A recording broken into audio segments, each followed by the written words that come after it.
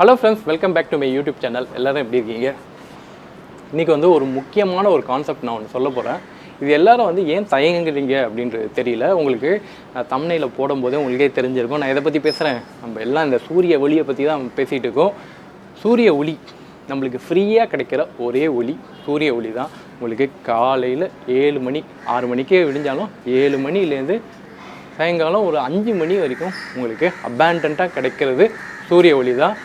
உங்களுக்கு நம்ம சென்னையில் பார்த்திங்கன்னா அதிக சூரிய ஒளி நம்மளுக்கு குறிப்பிட்ட மாதங்கள், அதாவது ஜான்லேருந்து பார்த்திங்கன்னா கிட்டத்தட்ட உங்களுக்கு நவம்பர், அக்டோபர், செப்டம்பர், அக்டோபர் வரைக்குமே வந்து நல்ல சூரிய ஒளி இருக்குது. டிசம்பரில் மழை பெஞ்சாலுமே ஒரு குறிப்பிட்ட அளவு சூரிய ஒளி கிடச்சிட்டு இருக்குது.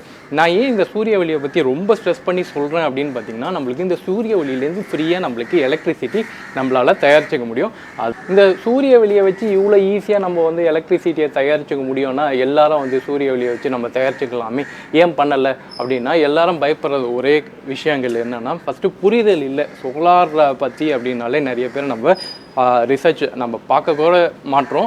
அது ஒரு பக்கம் இருந்தாலும் நம்மளுக்கு வந்து ஃபஸ்ட்டு புரிதலே கிடையாது. சூரிய ஒளி இதெல்லாம் வந்து நம்புகிற மாதிரியே இல்லைப்பா அப்படின்னு நிறைய பேர் சொல்லுவீங்க. எனக்கு நல்லா புரியுது.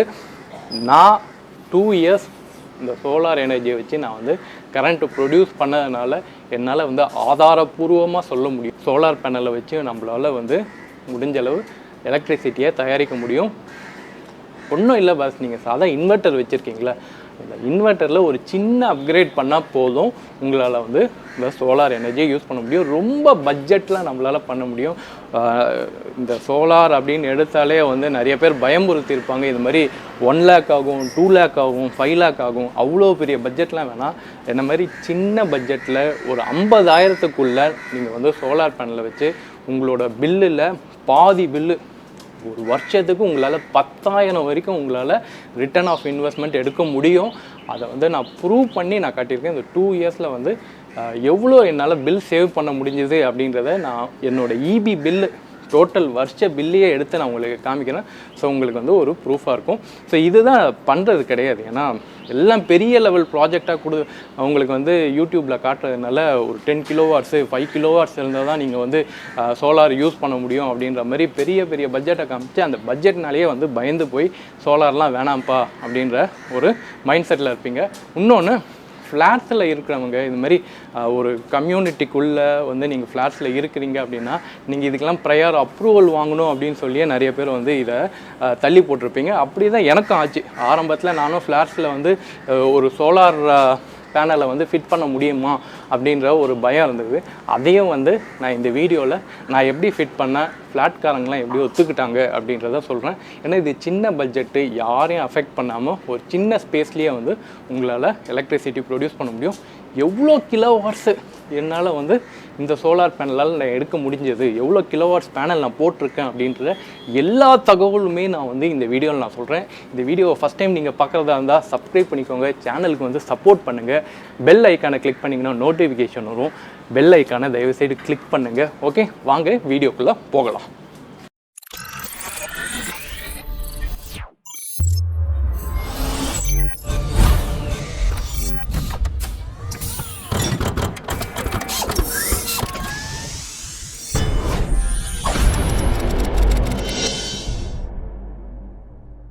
ஃப்ரெண்ட்ஸ், இப்போ நீங்கள் பார்த்துட்டு இருக்கிறது மொட்டை மாடியில் இருக்கோம். மொட்டை மாடியில் பின்னாடி உங்களுக்கு பார்த்தாலே தெரிஞ்சுக்கும், இதுதான் சோலார் பேனல். ஸோ இங்கே வந்து 2 சோலார் பேனல் நான் வந்து இன்ஸ்டால் பண்ணியிருக்கேன். ஒரு சோலார் பேனல் வந்து 350 வாட்ஸு. இதோட கம்பெனி பார்த்திங்கன்னா உங்களுக்கு லூம்ஸ் அப்படின்ற ஒரு company, looms solar panel. Okay, உங்களுக்கு தெரிஞ்சிருக்கும், நெட்டில் வேணால் சர்ச் பண்ணி பாருங்கள், லூம்ஸ் சோலார் பேனல். இப்போ வந்து லூம்ஸ் வாங்கலாமா இல்லை வந்து வேறு கம்பெனி வாங்கலாமா அப்படின்றது உங்களோட சாய்ஸு. நான் லூம்ஸ் யூஸ் பண்ணிகிட்டு இருக்கேன். 20 இயர்ஸ் வரைக்கும் வாரண்ட்டி சொல்லியிருக்காங்க. ஏதாச்சும் டேமேஜ் இருந்தால் அவங்க வாரண்ட்டியில் க்ளைம் பண்ணி கொடுப்பாங்க. இதோட பேனல் ப்ரைஸ் வந்து நான் எக்ஸாக்டாக பார்த்துட்டு சொல்கிறேன். இப்போ வந்து இந்த 350 பேனலை வந்து அப்டேட் பண்ணிட்டாங்க. இப்போ வர்றது பார்த்திங்கன்னா உங்களுக்கு ஒரு பேனலே 450 பேனலில் உங்களுக்கு ஹாஃப் கட் 440 பேனல் வருது, 440 வாட்ஸ் பேனல் வருது. சரி, இந்த பேனல் நான் ஏன் வாங்கினேன் அப்படின்றத நான் சொல்லிடுறேன். ஃபஸ்ட்டு நான் வந்து சோலார் பேனல் வாங்குகிற ஒரு ஐடியாலேயே இல்லை. நான் வந்து ஒரு இன்வெர்ட்டர் தான் வச்சுருந்தேன். நார்மலாக எல்லா வீட்லேயும் வந்து நீங்கள் இன்வெர்ட்டர் வச்சுருப்பீங்களா, அதனால தான் வந்து என் வீட்லேயும் வந்து நான் ஒரு இன்வெர்ட்டர் வச்சுருந்தேன். ஸோ அந்த இன்வெர்ட்டரில் அந்த இன்வெர்ட்டர் பார்த்திங்கன்னா 1 கிலோவாட் கூட கிடையாது. 700 VA இன்வெர்ட்டர் தான் அது. அதில் ஒரு நார்மல் ஒரு 120 AH பேட்ரி வச்சு. ஸோ அதை அப்டேட் பண்ணணும் அப்படின்னு வரும்போது எனக்கு ஒரு திங்கிங் வந்து, சரி சும்மா நம்ம வந்து இந்த பேட்டரியை வந்து ரீப்ளேஸ் பண்ணிக்கிட்டே இருக்குமா, இதை ஒரு ப்ரொடக்டிவாக நம்ம பண்ணும்போது ரிட்டர்ன் ஆன் இன்வெஸ்ட்மெண்ட் வருமே அப்படின்றதுனால நம்ம ஒரு பெரிய பட்ஜெட்டில் கை வைக்க வேணாம். எனக்கு அவ்வளோ பட்ஜெட்டும் இல்லை, ஒரு 50,000க்குள்ளே முடிக்க முடியுமா அப்படின்னு பார்த்தீங்கன்னா என்னால் முடிக்க முடியும் அப்படின்னு சொல்லி, ஓகே பாலா அப்படின்னு சொல்லிட்டு ஒருத்தர் இருந்தார், அவர்கிட்ட நான் கேட்டேன்.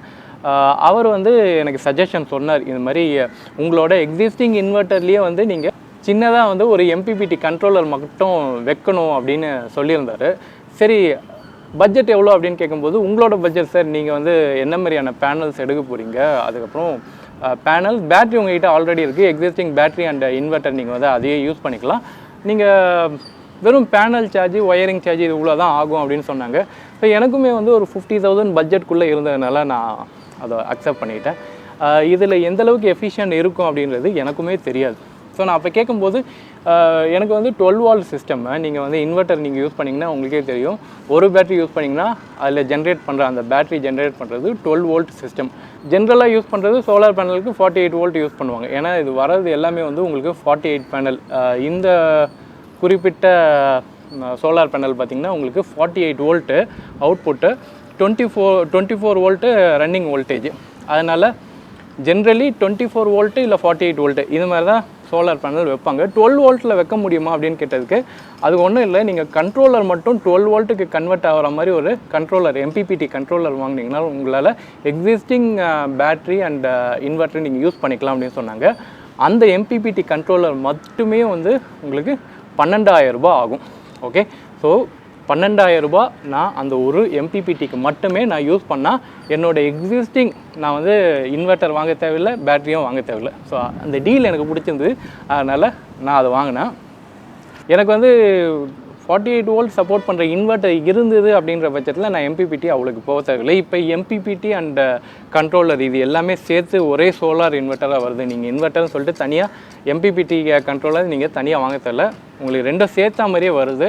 ஸோ அதுவுமே உங்கள் பட்ஜெட்டுக்குள்ளே உங்களால் வாங்க முடியும். அது நான் வாங்கினது என்னென்னா என்னோடய எக்ஸிஸ்டிங், இப்போ என்னோடய செட்டப்பில் நீங்கள் யாராச்சும் இன்வெர்ட்டர் நீங்கள் வச்சுருக்கீங்க அப்படின்னா நீங்கள் இந்த மாதிரி MPPT கண்ட்ரோலர் நீங்கள் வாங்கிக்கலாம்.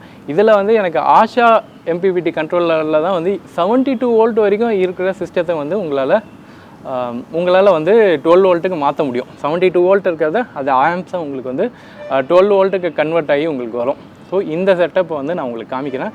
ஸோ நீங்கள் எக்ஸிஸ்டிங்காக நீங்கள் வந்து இன்வெர்ட்டரை வச்சுருக்கீங்க அப்படின்னா நீங்கள் வந்து இந்த மாதிரி சிஸ்டம் நீங்கள் யூஸ் பண்ணலாம்.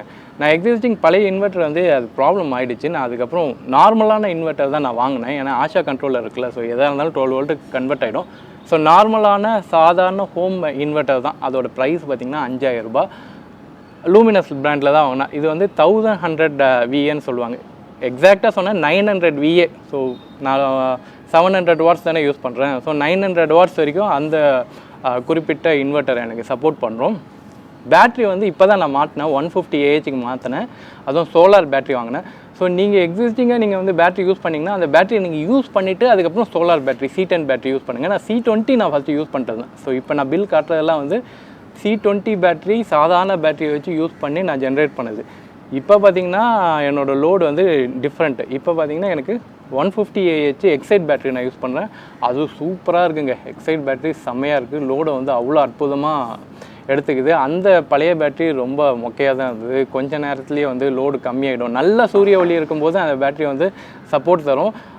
கொஞ்சம் சூரிய ஒளி கம்மியாகிடுச்சுன்னா உங்களுக்கு வந்து கரண்ட்டுக்கு அதுவே வந்து டைவெர்ட் பண்ணி விட்ரும். இந்த MPPT என்ன பண்ணும், சூரிய ஒளி இருந்ததுன்னா உங்களுக்கு பேட்டரியிலேருந்து எடுத்து கொடுக்கும், சூரிய ஒளி இல்லை அப்படின்னா பேட்டரியில் கரண்ட் இருக்காது. ஸோ உங்களுக்கு வந்து EBக்கு அதுவே சுவிட்ச் ஓவர் ஆகிடும். இது வந்து ஹைப்ரிட் சிஸ்டம் மாதிரின்னு வச்சுக்கோங்களேன். ஸோ ஆட்டோமேட்டிக்காக உங்களுக்கு EBக்கு சுவிட்ச் ஓவர் ஆகிடும். அது எப்படி ஆகுது அப்படின்றத நான் அந்த MPPT கண்ட்ரோலர் காட்டும்போது நான் சொல்கிறேன். ஸோ இப்படி அது சுவிட்ச் ஓவர் ஆகிட்டே இருக்கும். அந்த 120 AH லூமினஸ் நான் யூஸ் பண்ணும்போது எனக்கு அடிக்கடி வந்து EBக்கு சுவிட்ச் ஆகும். ஸோ இப்போ பார்க்கும்போது எனக்கு வந்து சுவிட்ச் ஓவர் ஆகுது அப்படின்றது ரொம்ப கம்மியாக தான் ஆகுது. இப்போ வந்து நிறைய டைம் வந்து எனக்கு சோலார்லேருந்தே எனக்கு கரண்ட்டு தருது.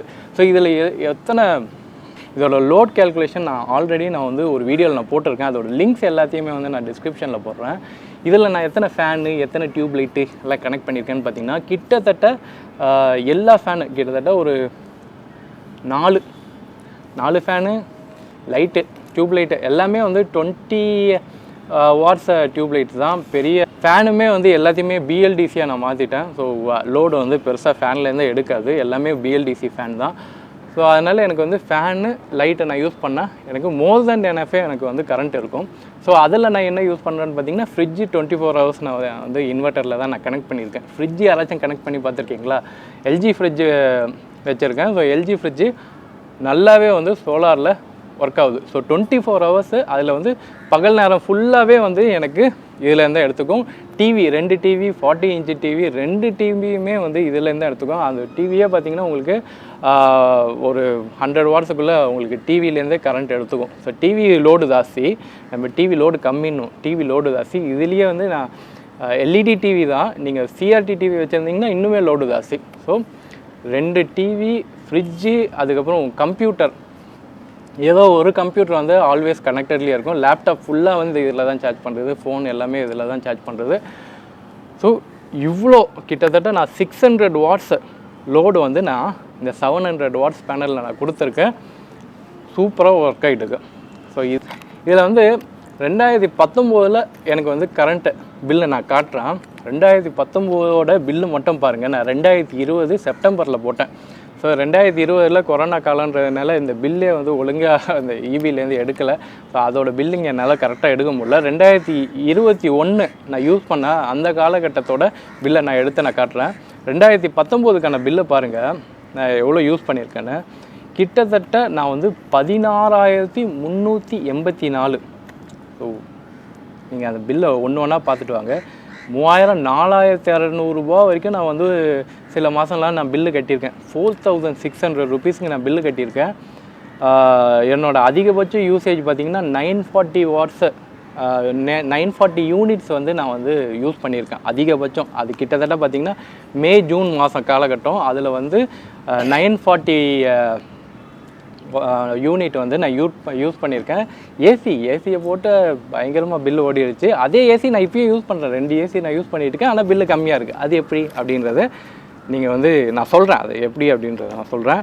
நான் யூஸ் பண்ண கிலோவாட்டை எவ்வளோ யூனிட் அப்படின்னு பார்த்தீங்கன்னா 4650 யூனிட்டு நான் வந்து 2019 மட்டும் நான் யூஸ் பண்ணியிருக்கேன். 16,384 ரூபா வந்து நான் கட்டியிருக்கேன்.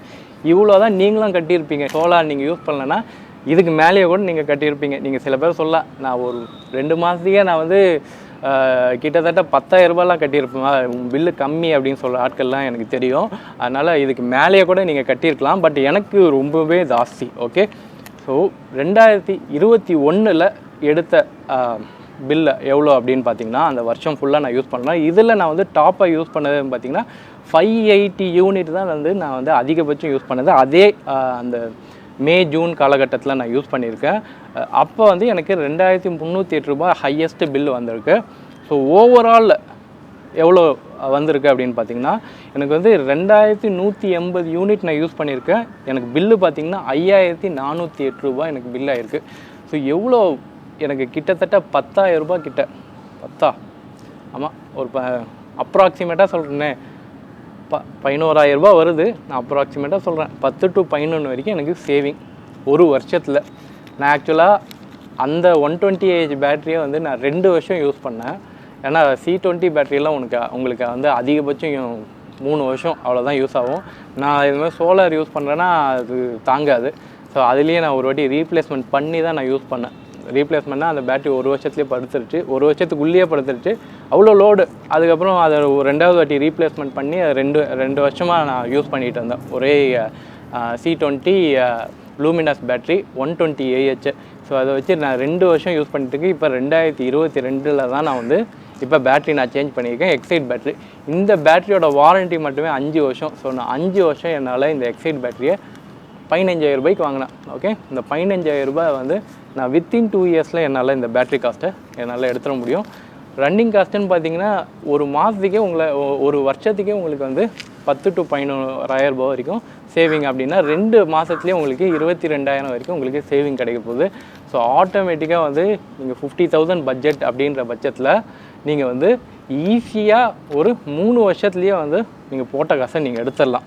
என்ன மாதிரி செட்டப் இருந்தால் ஓகே, ஆஃப் கிரிட்டா ஆன் கிரிட்டான்னு கேட்கலாம். இது வந்து ஆஃப் கிரிட். ஸோ கரண்ட்டு போனாலும் நான் யூஸ் பண்ணிக்கலாம். மழை காலத்தில் இப்போ கூட ஒரு நாள் ஃபுல்லாக கரண்ட்டை கட் ஆகிடுச்சு. லோ ஹை வோல்டேஜ் மாறி மாறி வந்துட்டு இருந்தது. அப்போ ஃபுல்லாகவே என் இன்வெர்ட்டரில் தான் ஓடிட்டு இருந்து.